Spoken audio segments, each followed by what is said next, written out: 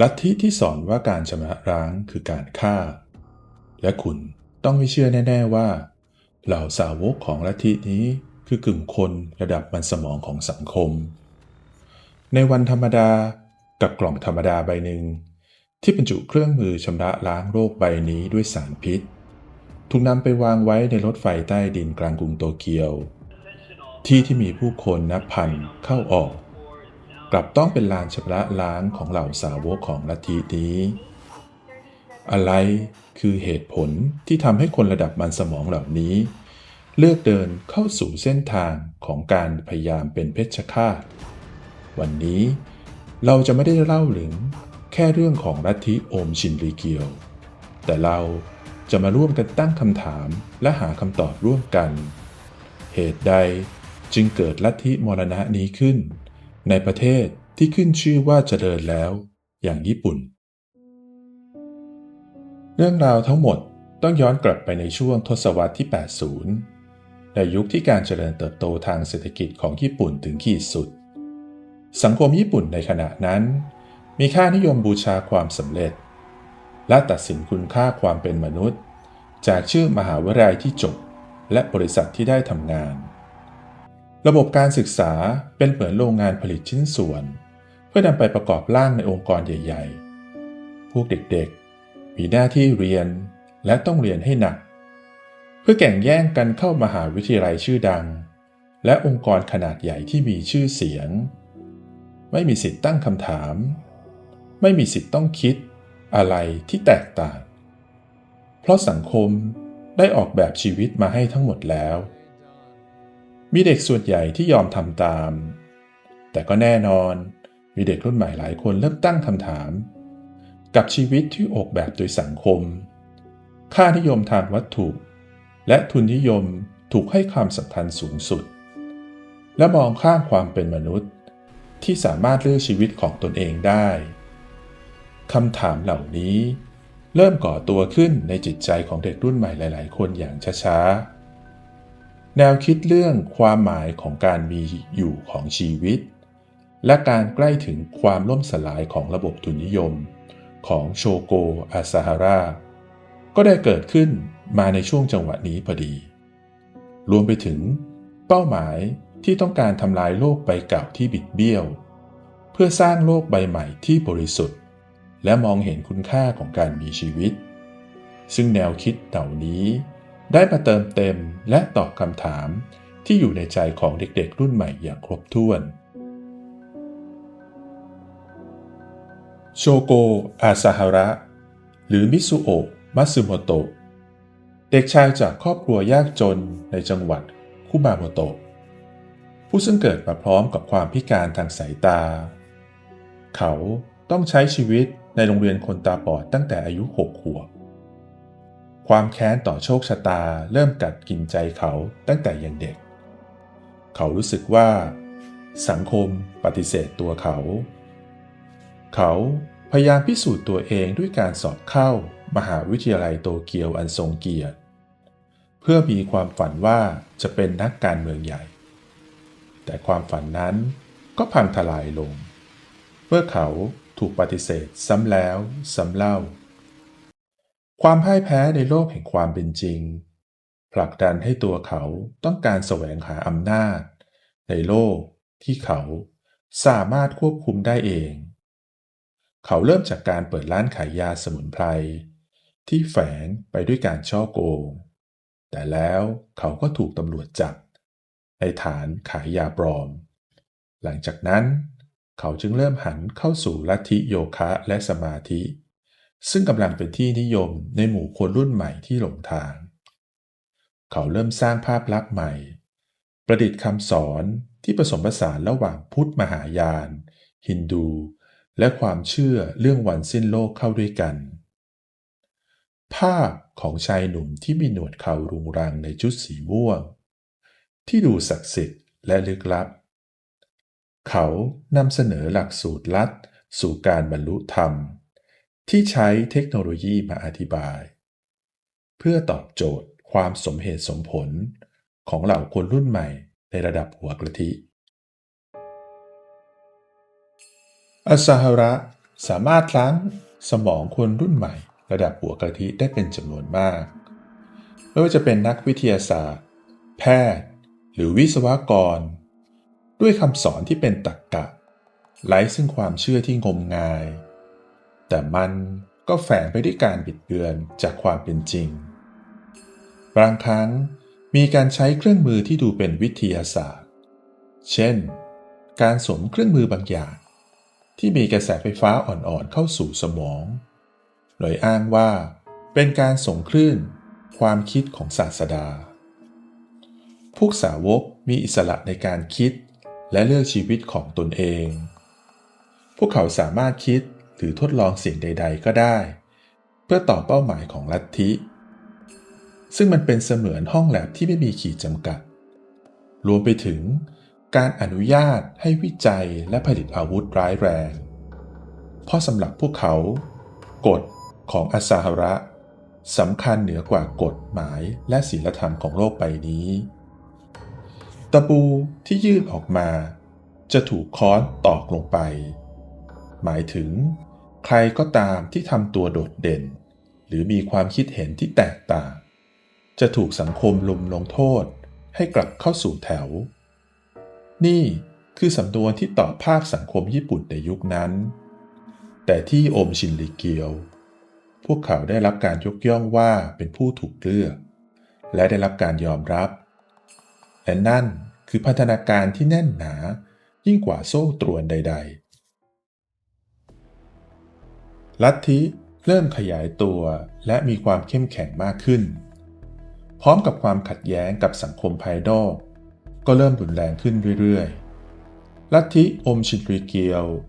ถูกกล่าวหาว่ามีส่วนเกี่ยวข้องกับคดีฆาตกรรมทนายสากาโมโตะผู้ซึ่งพยายามปกป้องเหยื่อจากการฉ้อโกงของลัทธิทนายสากาโมโตะถูกฆาตกรรมพร้อมกับภรรยาและลูกน้อยวัยเพียง1 ขวบก่อนจะถูกนำศพไปฝังแยกกันในป่าลึกเพื่อทำลายหลักฐานแต่ตำรวจก็ไม่สามารถหาหลักฐานมาเอาผิดกับลัทธิและอาซาฮาระได้อาซาฮาระเองต้องการขยายอำนาจโดยการเข้าสู่สนามการเมืองแต่เขาก็ต้องพ่ายแพ้อย่างหมดรูปในการเลือกตั้งปี 1990 ทำให้เขาเกิดความเกลียดชังต่อสังคมพุ่งสูงขึ้นและตราหน้าทุกคนที่ไม่เชื่อในตัวเขาว่าเป็นซากศพที่เดินได้และไม่มีค่าพอที่จะมีชีวิตต่อไปอาซาฮาระและพวกเริ่มวางแผนการชำระล้างโลกอย่างลับๆด้วยการสร้างโรงงานผลิตแก๊สพิษซาลีนที่มีชื่อว่าสัตยันหมายเลข 7โดยมีฉากหน้าเป็นสถานที่สอนศาสนา20 มีนาคม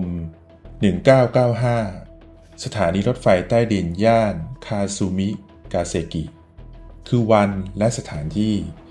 ของการปฏิบัติการชำระล้างโลก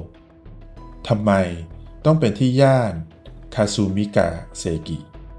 และสถานีรถไฟใต้ดินคาซูมิกาเซกิเป็นย่านที่เป็นพื้นที่ตั้งของสำนักงานตำรวจแห่งชาติกระทรวงยุติธรรมและหน่วยงานความมั่นคงสำคัญมันคือการตบหน้าสังคมและรัฐบาลญี่ปุ่นที่หลงระเริงอยู่ในความมั่นคงอันจอมปลอมและสำหรับทำไมต้องเป็นสถานีรถไฟใต้ดินนั้นอาซาฮาระต้องการพิสูจน์ว่าแม้แต่ในที่ที่ดูปลอดภัยและมีการจัดระเบียบที่ดีที่สุดในโลกรัฐบาลก็ยังล้มเหลวในการปกป้องประชาชนแผนปฏิบัติการชำระล้างโลกของอาซาฮาระเกิดขึ้นเพียง2 วันก่อนการปฏิบัติการใหญ่ของตำรวจที่มีแผนจะมากวาดล้างลัทธิและโรงงานผลิตก๊าซพิษของเขา8 นาฬิกาของวันที่ 20 มีนา วันแห่งการชำระล้างโลกชาย5 คนในชุดสูทธรรมดาถือกระเป๋าเอกสารพกล่มสีดำที่ดูเหมือนพนักงานบริษัททั่วๆไปแยกย้ายกันขึ้นรถไฟ5 ขบวนมุ่งหน้าสู่สถานีรถไฟใต้ดิน ในย่านคาซูมิกาเซกิตามแผนที่วางไว้ในมือของแต่ละคนถือถุงพลาสติกห่อด้วยหนังสือพิมพ์ซึ่งบรรจุของเหลวใสที่ดูไร้พิษสงเมื่อขบวนรถไฟเข้าใกล้สถานีเป้าหมายพวกเขาใช้ล่มที่ฝนปลายจนแหลมคมแทงทะลุถุงพลาสติกที่อยู่ด้านในทำให้ของเหลวที่บรรจุอยู่ในนั้นไหลอาบพื้นตู้รถไฟและเมื่อของเหลวสัมผัสอากาศมันก็ทำให้เกิดควันสีขาวฟุ้งกระจายไปทั่วขบวนรถไฟซึ่งควันเหล่านั้นคือแก๊สซาลินที่มีความรุนแรงกว่าไซยาไนด์หลายสิบเท่าผลที่ตามมาก็คือภาพของนรกบนดินที่ผู้คนเริ่มร้องขอความช่วยเหลือเสียงไอเสียงกรีดร้องดังไปทั่วสถานีรถไฟใต้ดินผู้โดยสารบางคนวิ่งหนีด้วยความตื่นกลัวบางคนล้มลงและดิ้นรนเหมือนจะขาดหายใจและบางคนหมดสติทั้งที่น้ำลายยังฟูมปากภาพที่เกิดขึ้นแทบไม่น่าเชื่อเลยว่ามันจะเกิดขึ้นได้ในโลกใบนี้ทำไมมนุษย์จึงสามารถทำกับเพื่อนมนุษย์ด้วยกันได้ถึงขนาดนี้มีผู้เสียชีวิตทั้งสิ้น13รายและมีผู้บาดเจ็บมากกว่า 5,000 รายจากเหตุการณ์โศกนาฏกรรมในครั้งนี้ซึ่งถือว่าเป็นครั้งที่ใหญ่ที่สุดครั้งหนึ่งในประวัติศาสตร์ญี่ปุ่นตำรวจญี่ปุ่นเปิดฉากบุกสำนักงานใหญ่ของอมชินริเกียวที่ตั้งอยู่ใกล้กับภูเขาไฟฟูจิในทันทีสิ่งที่ตำรวจพบหลังการบุกทลายสำนักงานคือโรงงานผลิตอาวุธเคมีที่ทันสมัยคลังแสงอาวุธปืนและห้องทดลองชีวภาพที่พร้อมจะล้างบางคนทั้งเมืองหากมันสามารถหลุดรอดออกมาได้สำหรับเจ้าลัทธิอย่างโชโกอาซาฮาระกลับถูกพบในสภาพที่น่าเวทนาเขาซ่อนตัวในช่องลับแคบๆในระหว่างชั้นล่างของอาคารพร้อมกับเงินสดจำนวนมหาศาลโชโกอาซาฮาระถูกตัดสินว่ามีความผิดและได้รับโทษประหารชีวิตในปี 2018 แต่สิ่งที่อาซาฮาระทำในระหว่างการจับกุมคือเขาไม่เคยบอกเหตุผลหรือแรงจูงใจในการสังหารหมู่หรือแม้แต่เหตุผลของการสร้างและสะสมอาวุธที่อันตรายมากมายขนาดนี้หรือแม้แต่การกล่าวแสดงความเสียใจต่อเหตุการณ์ที่เกิดขึ้นก็ไม่เคยออกจากปากของเขาแม้แต่คำเดียวลัทธิโอมชินริเกียวและโชโกอาซาฮาระถูกกำจัดเหมือนเนื้อร้ายที่ถูกตัดทิ้งจากสังคมญี่ปุ่นแต่คำถามตัวโตๆของเรื่องราวทั้งหมดนี้ยังไม่ได้คำตอบนั่นคือเหตุใดกลุ่มคนรุ่นใหม่หรือกลุ่มคนระดับหัวกะทิถึงตัดสินใจเข้าร่วมกับลัทธิอุบาทที่มีคำสอนแบบสุดโต่งว่าการชำระล้างโลกที่บิดเบี้ยวด้วยการฆ่าคำตอบของเรื่องนี้อาจจะอยู่ที่ค่านิยมของสังคมญี่ปุ่นในขณะนั้นที่ให้คุณค่าจากวัตถุนิยมตำแหน่งหน้าที่มหาวิทยาลัยที่จบองค์กรที่ได้ทำงานมากกว่าคุณค่าของความเป็นมนุษย์อะไรที่แตกต่างหรือไม่เป็นไปตามมาตรฐานของสังคมคนเหล่านั้นจะถูกตราหน้าว่าผู้แพ้จิตใจของผู้คนเหล่านั้นที่ถูกสังคมตีตราก็เปรียบเสมือนกระจกที่แตกร้าวมันไร้ซึ่งประโยชน์สำหรับกระจกที่แตกแล้วไม่สามารถทำประโยชน์ใดๆได้อีกแล้วลัทธิโอมชินริเกียวอาจจะเกิดขึ้นจากช่องว่างนี้และมองเห็นประโยชน์จากเหล่ากระจกที่แตกร้าวเหล่านี้ให้ตอบโต้กลับสังคมที่ทำลายพวกเขาอย่างสาสมเมื่อความไร้ตัวตนถูกใช้เป็นอาวุธเพื่อประหารเพื่อนมนุษย์ด้วยกันการมีกฎหมายที่เข้มงวดหรือระบบความปลอดภัยที่ทันสมัย อาจจะไม่ใช่ป้อมปราการที่จะป้องกันเรื่องนี้ได้ แต่การที่คนในสังคมร่วมกันสร้างค่านิยมที่ให้ความสำคัญกับการเห็นคุณค่าของความเป็นมนุษย์ยอมรับในความแตกต่างเพราะทุกคนในสังคมเป็นมนุษย์ที่มีจิตใจมีชีวิตและมีอิสระในการเลือกเส้นทางของตนเองไม่ใช่เป็นฟันเฟืองของเครื่องจักรที่ไม่มีชีวิตและจิตใจขอบคุณที่ร่วมเดินทางไปกับเราในวันนี้หากคุณคิดว่าเรื่องราวนี้มีประโยชน์และต้องการร่วมเป็นเพื่อนร่วมทางกับเราอย่าลืมกดไลค์และกด Subscribe และร่วมแบ่งปันความคิดเห็นในคอมเมนต์แล้วพบกันใหม่ใน EP หน้าที่เราจะพาคุณไปสำรวจความลับที่โลกพยายามซ่อนไว้สวัสดีครับ